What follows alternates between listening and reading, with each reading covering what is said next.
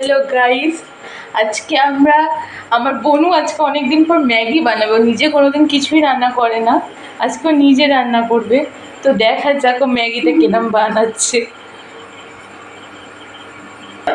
এই যে আমার বোনু, এবার দেখি না ও কিরম ম্যাগি বানাচ্ছে। একদমই কিছু রান্না করতে পারে না, দেখুন।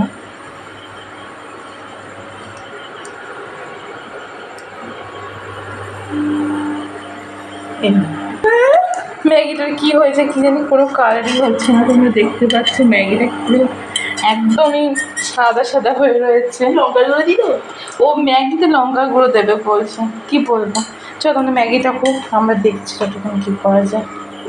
আর আমাদের এদিকে প্রচুরই বৃষ্টি হচ্ছে। আর আমি অনেকদিন পর আজকে এখানে এলাম, সো দেখি ও কী করে।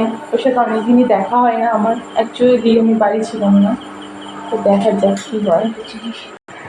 দেখতে পাচ্ছ পুরো ডিস্টার্ব হয়ে যাচ্ছে। ও কেমন একটা হচ্ছে, কখন ম্যাগিটা খাবে।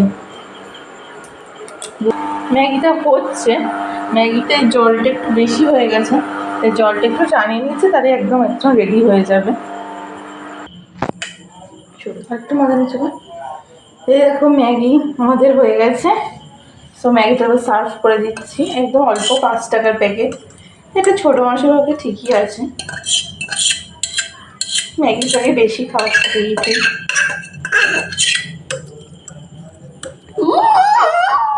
ও তো আনন্দে লাভ খাচ্ছে, আপনারা দেখতেই পাচ্ছেন ম্যাগি। ও তো আনন্দে লাভ খাচ্ছে। এমনি এটা আমি মশলা কম দিয়ে খুব হেলদি করে বানিয়েছি।